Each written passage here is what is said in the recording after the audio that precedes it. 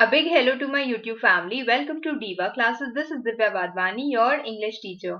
Today we'll be studying management, principles of management for class 12 ISC, that is a part of commerce. ठीक है, जिसमें हम लोग already पढ़ चुके थे इन चैप्टर 5 मैनेजमेंट के बारे में, उनके छोटे छोटे फंक्शंस के बारे में हम लोग ने जाना था. Means in brief we got to know. अब हम लोग पढ़ेंगे प्रिंसिपल्स ऑफ मैनेजमेंट, और इसमें जो मेनली टू इंपॉर्टेंट चीजें हैं, that is the Henri Fayol's principle and F W. Taylor's principles. Okay, तो सबसे पहले हम लोग जानते हैं प्रिंसिपल ऑफ मैनेजमेंट. ये जो पार्ट है, दिस इज योर सिलेबस, कि आपको अपनी बुक के उस चैप्टर से सिर्फ इतनी ही चीजें हैं जो पढ़नी है. सबसे पहले दिया हुआ है nature of principles of management, मतलब उसकी मीनिंग, उसके कैरेक्टरिस्टिक्स, ये क्यों जरूरी है, the need of management principles. Then Taylor's 5 scientific principles of management, FW के 14 principles of management, इनके importance या relevance क्या है in today's business scenario, और दोनों का comparison. Okay, तो today we'll study till here, that is Taylor's 5 scientific principles of management. तो सबसे पहले जानते हैं इसकी meaning क्या होती है. प्रिंसिपल्स ऑफ मैनेजमेंट क्या होते हैं, वो फंडामेंटल ट्रुथ्स होते हैं that explain the relationship between two or more variables under a given situation. In the sense कि हम दो किसी चीज को कंसिडर कर लेते हैं, कोई एनी टू थिंग्स की हम लोग कंसिडर कर लेते हैं, और उन दोनों चीज का रिलेशन क्या होता है, या एक वेरिएबल के कारण दूसरे वेरिएबल पर क्या इफेक्ट पड़ेगा, असर पड़ेगा, वो हम लोग, उसका जो रिलेशनशिप होता है वो हम लोग प्रिंसिपल्स ऑफ मैनेजमेंट में जानते हैं. सपोज करो कि अगर हम लोग ने एक ऑर्गेनाइजेशन है, उस ऑर्गेनाइजेशन में मान लो किसी पर्सन की हमने सैलरी इंक्रीज कर दी, वेरिएबल फैक्टर है, ठीक है, हमने उसकी सैलरी इंक्रीज कर दी, तो उसके कारण उस पर्टिकुलर एम्प्लॉय के मेंटल एटीट्यूड पे क्या फर्क पड़ेगा, उस वो भी एक वेरिएबल फैक्टर है. तो उन दोनों का ही रिलेशनशिप हम लोग को जानना, that is known as a principle. ये जो प्रिंसिपल्स होते हैं, दीज प्रिंसिपल्स, ये गाइडलाइंस के जैसे होते हैं मैनेजरियल डिसीजंस के लिए, सो दैट हम लोग डिसीजन ले सके और एक्शन कर सके, एग्जीक्यूट कर सकें. तो these grow as a result of past experiences and study. कुछ खोज, कुछ ऑब्जर्वेशंस करने के बाद, कुछ पास्ट एक्सपीरियंसेस के बाद जो हमें रिजल्ट मिलता है, वो हमारे प्रिंसिपल्स कहलाते हैं. इन्हीं प्रिंसिपल्स को ढूंढने के लिए, बनाने के लिए मेनली दो मेथड्स होते हैं जिनका यूज किया जाता है. सबसे पहला होता है, मैनेजर्स जो होते हैं ऑब्जर्व करते हैं कुछ पर्टिकुलर इवेंट्स को. सपोज करो कि हमने दो एग्जांपल ले लिया, हमने एक एम्प्लॉय से बोला कि आपको एक प्रोडक्ट बनाना है, वहीं पर मैंने एक एम्प्लॉय को सारा जितना भी रिसोर्सेज है वो उसको दे दिए हैं, और हम उसको ऑब्जर्व कर रहे हैं. एक एम्प्लॉय जिसको मैंने बोला है कि जितने भी रिसोर्सेज है तुम खुद से मैनेज करो, और उसके बाद उसको ऑब्जर्व करें. तो दोनों में से जो काम है वो ज्यादा हैप्पीली कौन कर लेगा, वो हम लोग ऑब्जर्व करते हैं. इसी को बोला जाता है ऑब्जर्वेशन मेथड. ठीक है, कि हम दोनों को ऑब्जर्व करें. फिर आता है मेरा एक्सपेरिमेंट मेथड, जिसमें हम लोग कुछ एक्सपेरिमेंट्स करते हैं, इन द सेंस कि हमने कुछ स्पेसिफिक स्टडी की, उसके बाद उन्हीं के ऊपर एक्सपेरिमेंट्स कर रहे होते हैं. On the base of these studies we develop the principles and test their validity. जैसे आपने लॉ ऑफ डिमांड पढ़ा होगा, अगर पढ़ा होगा तो हम लोग जानते हैं कि हाँ, अगर एक प्राइस कम करते हैं तो जो डिमांड है वो बढ़ जाता है. सिमिलरली यहाँ पर भी हम लोग कुछ एक्सपेरिमेंट्स करते हैं कि अगर हम लोग ने कुछ एम्प्लॉयज को मोटिवेटेड रखा है तो उसके कारण उनके ऊपर क्या असर पड़ेगा, उसके अकॉर्डिंग हम लोग एक थ्योरी बनाते हैं. फिर उसी थ्योरी को वैलिडेट करने की कोशिश करते हैं, इन द सेंस कि ये डिसाइड करते हैं कि वेदर वो एक्चुअल टर्म्स में जा सकती है कि नहीं जा सकती है. फिर आता है नेचर या फिर characteristics of principles of management. सबसे पहला होता है यूनिवर्सैलिटी. यूनिवर्सैलिटी आपसे ये कहता है कि ये जो प्रिंसिपल्स होते हैं ये यूनिवर्सली एप्लीकेबल है एवरीवेयर. ठीक है, हर तरह के ऑर्गेनाइजेशन में, चाहे वो बिजनेस हो, गवर्नमेंट हो, हॉस्पिटल हो, आर्मी हो, यूनिवर्सिटी हो, एनीवेयर इनकी जो एप्लीकेबिलिटी होती है ये हर जगह होती है. डिफरेंट सिचुएशंस में डिफरेंटली अप्लाई होते हैं, लेकिन अप्लाई हर जगह हो सकते हैं. उसके बाद डायनामिज्म या फिर फ्लेक्सिबिलिटी, जो आपसे ये कहते हैं कि ये जो प्रिंसिपल्स है ये रिजिड नहीं है बट फ्लेक्सिबल है इन नेचर में, इन द सेंस कि ये जो प्रिंसिपल्स है इनको हम चेंज कर सकते हैं अकॉर्डिंग टू डिफरेंट सिचुएशंस, और हर काइंड ऑफ चेंजेस जो है, जो भी बिजनेस एनवायरनमेंट में हो रहे हैं, उसके अकॉर्डिंग हम इन प्रिंसिपल्स को चेंज कर सकते हैं. जो भी अभी हम लोग आगे प्रिंसिपल्स पढ़ेंगे उनकी बात हो रही है. फिर बोला गया है कि इन्फ्लुएंसिंग ह्यूमन बिहेवियर, ये जो प्रिंसिपल्स होते हैं, जस्ट बिकॉज कि मैनेजमेंट एक सोशल साइंस है और वो ह्यूमन बिहेवियर से डील करती है, तो ये जो प्रिंसिपल्स होते हैं ये जनरल स्टेटमेंट्स होते हैं जो किसी भी अगर ह्यूमन बिहेवियर को हमें टेस्ट करना है तो वो किसी लेबोरेटरी में जाकर के टेस्ट नहीं हो सकता है। इसीलिए ये जो प्रिंसिपल्स हैं ये अप्लाई होते हैं ह्यूमन बिहेवियर पे, बट इट्स नॉट नेसेसरी कि वो उनके बिहेवियर को एक ही डायरेक्शन में ही इन्फ्लुएंस कर सके। ओके फिर है कॉज एंड इफेक्ट रिलेशनशिप, कि हम लोग दो और मोर वेरिएबल्स में कॉज और इफेक्ट रिलेशनशिप क्या होता है वो हम लोग देखते हैं through observation, analysis and experience, इनके थ्रू। फिर उसके बाद लिखा हुआ है इक्वल इंपॉर्टेंस, कि ये जितने भी प्रिंसिपल्स होते हैं ये इक्वली इंपॉर्टेंट होते हैं। they can be used with equal efficiency by managers at different levels of authority। जो भी थ्री लेवल्स ऑफ अथॉरिटी होती है, top level, medium level, lower level, तो उसमें बोला गया है कि हम इन प्रिंसिपल्स को इक्वली एवरीवेयर अप्लाई कर सकते हैं। ओके अब बोला गया है कि ये जो प्रिंसिपल्स हैं ये क्यों जरूरी हैं। इससे पहले जो हम लोग ने पढ़ा वो उनके कैरेक्टरिस्टिक्स है, उनके बारे में था। अब बोला गया कि ये जो प्रिंसिपल्स है इनको क्यों, ये प्रिंसिपल जो है वो जरूरी है, या अगर आप लोग भी अगर अभी ये चीजें पढ़ रहे हो या फिर ग्रेजुएशन में या पोस्ट ग्रेजुएशन में पढ़ोगे तो क्यों पढ़ोगे, तो इन फ्यूचर वो चीजें कहाँ काम आएंगी ये चीज बताई गई। सबसे पहले बोला गया है कि टू इंक्रीज एफिशिएंसी, ये जितने भी प्रिंसिपल्स होते हैं ये गाइडलाइंस के जैसे होते हैं मैनेजर्स को, सो दैट वो डिफरेंट सिचुएशंस में कैसे फंक्शन करना है या कैसे काम करना है, सो दैट वो बेस्ट रिजल्ट्स निकाल सके, वो हम लोग जानते हैं इससे। तो एफिशिएंसी को इम्प्रूव करता है।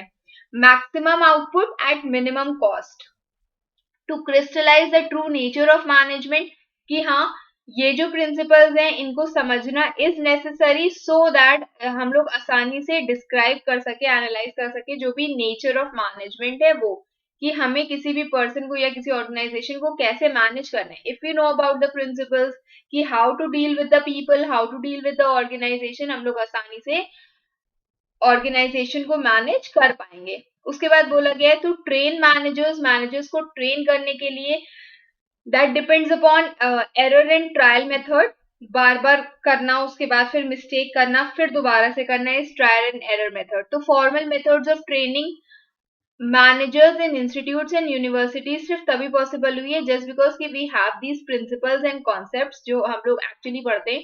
अभी जब भी आप बड़े क्लासेस में जाओगे you will have ample number of theories, personality की थ्योरीज अलग होंगी, उसके बाद ऑर्गेनाइजेशन बिहेवियर की थ्योरीज अलग होंगी, हर चीज, लीडरशिप जो छोटा सा कॉन्सेप्ट है उसकी आप थ्योरीज पढ़ोगे वो अलग होंगी, मैस्लो की मोटिवेशन थ्योरीज अलग होंगी, जो छोटे छोटे चैप्टर्स आप अभी पढ़ रहे हैं उसी को ही बड़े लेवल पर पढ़ोगे बाद में।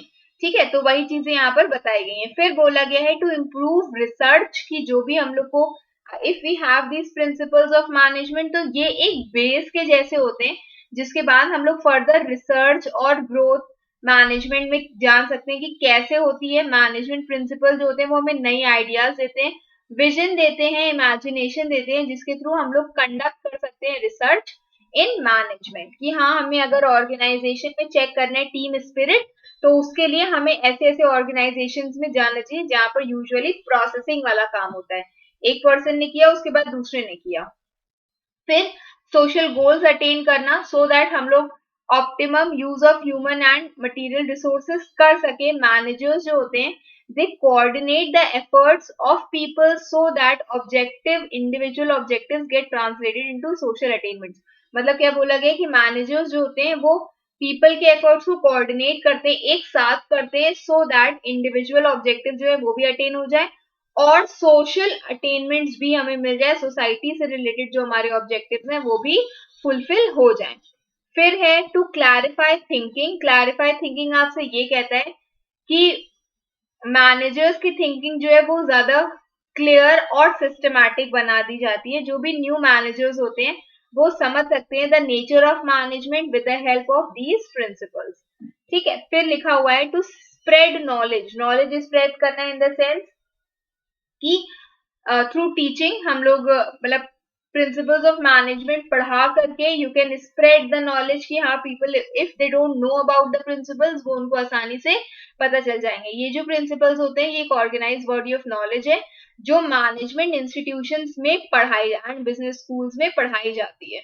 Okay, and the last one that is to evaluate managerial behavior. Managerial behavior को evaluate करना, समझना कि what one should do in a specific situation, उसको देखना समझना is known as managerial behavior.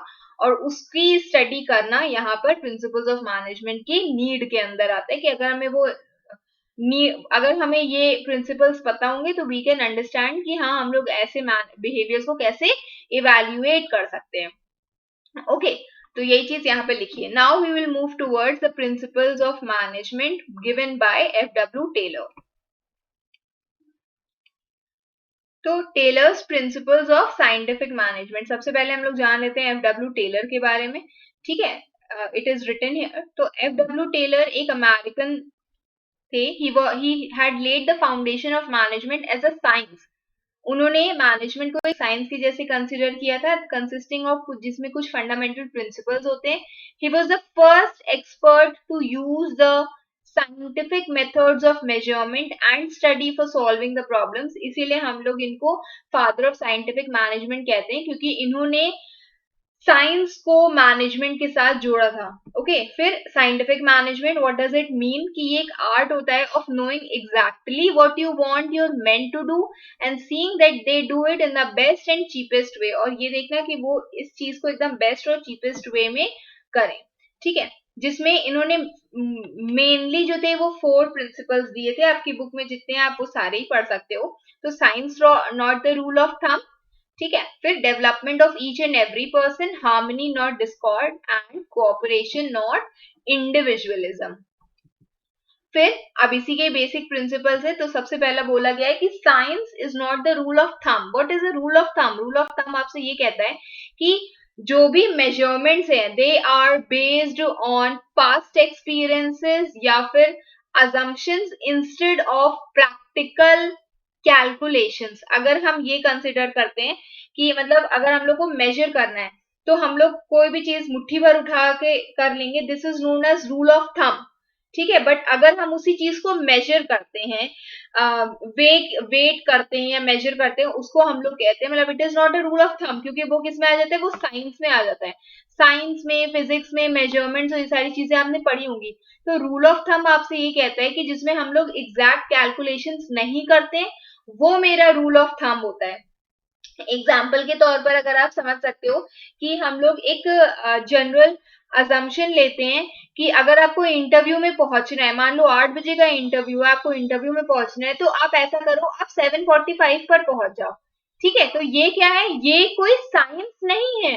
ये क्या है, ये आपसे एक जनरल रूल ऑफ थंब है जिसमें कोई भी स्पेसिफिक मेजरमेंट, आप चाहो तो आप 8 बजे भी पहुंच सकते हो, that is science. Exact time बोला है, हम एग्जैक्ट टाइम पहुंचेंगे. 7:45 बोला है तो हम लोग क्या करेंगे, हम लोग जल्दी पहुंचेंगे so that we can move, मतलब वहां पे जाकर के सुख शांति से बैठ जाए. That is known as rule of thumb. इसी में बोला गया है कि ईच एंड एवरी जॉब और जो मेथड होता है उस काम को करने का वो साइंटिफिक स्टडी और एनालिसिस पर बेस्ड होना चाहिए rather than trial and error. ठीक है, जैसे ये जो रूल ऑफ थंब ये जैसे प्रिंसिपल्स होते हैं ये आपसे क्या कहते हैं कि अच्छा इस बार गलती हुई है, चलो नेक्स्ट टाइम से. जो पास्ट एक्सपीरियंसेस पर बेस्ड है वो रूल ऑफ थंब है. जो प्रैक्टिकल स्टडी पर बेस्ड है वो होती है मेरी साइंटिफिक मेथड्स. तो टेलर आपसे ये कहते हैं कि जितने भी काम है या जितना भी मेथड है किसी भी काम को करने का वो साइंटिफिकली एनालाइज होना चाहिए, not based on trial and error. जो भी टास्क है वो साइंटिफिकली प्लान होना चाहिए. मटेरियल्स हो गए, इक्विपमेंट्स हो गए, वर्किंग कंडीशंस हो गए, ये सारी चीजें स्टैंडर्डाइज्ड होनी चाहिए. Amount of work that is done should be decided through objective study. कि आप प्रॉपर उसका एक्सपेरिमेंट कर लो उसके बाद उसको तय करो. ठीक है, जैसे इन्होंने क्या बोला है, ये मैंने पैराग्राफ इसमें ऐड किया था. दैट टेलर ये कहते हैं कि कोई भी मान लो कोई स्मॉल छोटी सी एक्टिविटी भी है, सपोज करो आपको पेपर नोट करने into box cards, it can be plan scientifically. इससे आपका टाइम बचेगा, ह्यूमन एनर्जी बचेगी. ये जो डिसीजन है this is based on scientific analysis and cause and effect relationship rather than the rule of thumb, जहां पर decision जो है it is taken according to manager's personal judgment. ये चीज अच्छी है इसलिए हम करेंगे, ये साइंस, ये रूल ऑफ थंब हो जाएगा. और ये चीज हमने वैलिडेट की है थ्रू एक्सपेरिमेंट, ये हो जाता है science. Okay, next is harmony not Discord, जिसमें बोला गया, अब जैसे साइंस मतलब ये रूल ऑफ थंब का एक और आप एग्जांपल ले सकते हो. जब आप किसी भी चीज को ऐसे करके मेजर करते हो, जिसे कहते हैं एक बित्ता, अलग अलग लोगों के हैंड्स का जो साइज है वो अलग अलग होता है, तो this is known as rule of thumb. हम अपने अकॉर्डिंग मेजर कर दे रहे हैं किसी भी चीज को, लेकिन अगर आप उसी चीज को एक पर्टिकुलर इंचिंग टेप से मेजर करोगे वो एग्जैक्ट आएगा सबके लिए. ठीक है, तो ये होता है rule of thumb. Measurement scale use कर रहे हो, साइंस में चला जाएगा. हैंड यूज कर रहे हो, मुट्ठी यूज कर रहे हो, थंब यूज कर रहे हो किसी भी चीज के लिए, तो ये हो जाता है रूल ऑफ थंब, जिसमें आप कोई भी साइंस का या साइंटिफिक इक्विपमेंट का इस्तेमाल नहीं कर रहे. फिर आता है harmony not discord. There should be healthy cooperation between employer and employee. Employer और एम्प्लॉय जो है वो हार्मनी में रहने चाहिए, पीस में रहने चाहिए. ठीक है, नॉट डिस्कॉर्ड, एक दूसरे से लड़ाई झगड़ा समथिंग नहीं होना चाहिए. There should be mental resolution on the part of both management and workers.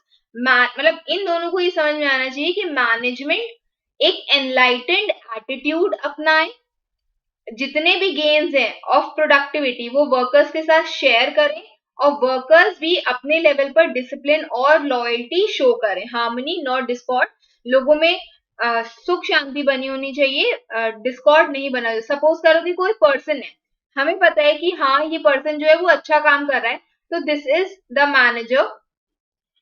Okay, और ये एक एम्प्लॉय है, तो हमें ये समझ में आता है कि हाँ अगर मैनेजर को कुछ भी गेन्स हुए तो उसका कुछ हिस्सा वो इसको भी दे सकता है बोनस के अकॉर्डिंग.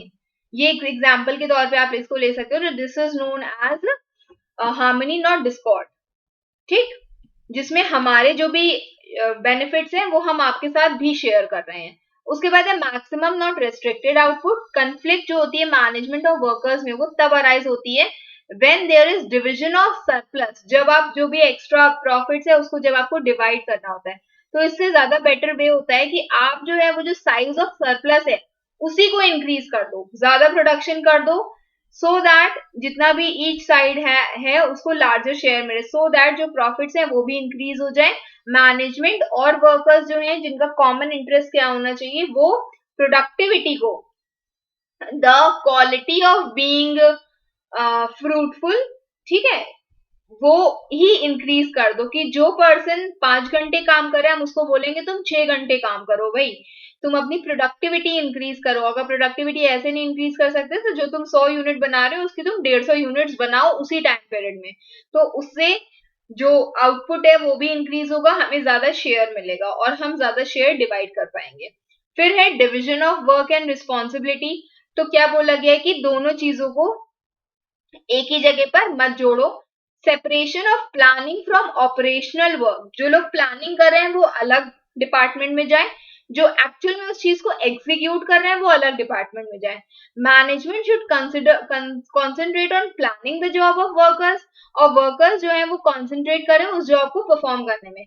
ना वर्कर्स मैनेजमेंट का काम करें, ना मैनेजमेंट जो है वो वर्कर्स का काम करे. दोनों के जो काम है वो डिवाइड होना चाहिए, जिनकी काम है वो अलग होना चाहिए, जिनकी रिस्पॉन्सिबिलिटी ऑफ प्लानिंग वो अलग होनी चाहिए. ओके, उसके बाद बोला गया scientific selection, training and development of workers. Obviously अगर हम किसी भी पर्सन को किसी जॉब में रख रहे हैं तो उस पर्सन को इट्स नॉट नेसेसरी कि वो सारी स्किल्स आती हो जो हमें अपने ऑर्गेनाइजेशन में चाहिए इन एन एम्प्लॉय. तो हम क्या कर सकते हैं उसके लिए, we should give that person, we should select that person, हम उसको ट्रेन करना चाहिए हमें according to the job requirements that we have.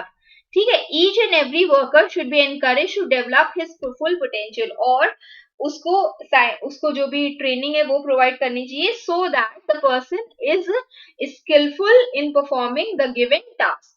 उसके बाद आता है स्टैंडर्डाइजेशन. जो भी टूल्स हैं, इक्विपमेंट्स हैं, वर्क मेथड्स हैं, वर्किंग कंडीशंस है, वो सब स्टैंडर्डाइज्ड होनी चाहिए ताकि हम लोग जो एफिशिएंसी है या फिर क्वालिटी ऑफ वर्क है उन सबको हम लोग इम्प्रूव कर सके। ओके, उसके बाद आता है mental revolution. Taylor suggested a basic change in attitude on the part of both employers and employees. Taylor आपसे ये कहते हैं कि there should be a change in how you treat the employee and how the employees behave with the managers. Okay, जैसे इसमें लिखा है कि employees should be considered by employers as partners in industry. Employees must treat employer as their father figures and well wishers. हमें ये पता होना चाहिए कि जो एम्प्लॉय है, ठीक है, जो एम्प्लॉय है प्लस जो एम्प्लॉयर है, इनको ये दोनों को ही ये चीज उनके दिमाग में होनी चाहिए कि ना ही एम्प्लॉयज एक कंपनी चला सकते हैं विदाउट एन एम्प्लॉयर, ना ही एम्प्लॉयर एक कंपनी चला सकता है विदाउट एम्प्लॉयज। तो दोनों को both should go hand in hand. Employer should consider employees not as servants but as partners in the industry, and employee should consider employers as their father figures जो उनका भी भला चाहते हैं अपने भले के साथ। ठीक है, तो ये जो थे ये कुछ प्रिंसिपल्स थे ऑफ मैनेजमेंट। रेस्ट जो इसके बाद आता है मेरे हेनरी फ्योल के principles, that will be doing in the next part. I hope you all have understood till here. Keep preparing. अगर कुछ नहीं समझ में आए you can please mention it in the comment box. Keep preparing. Best wishes. Thank you.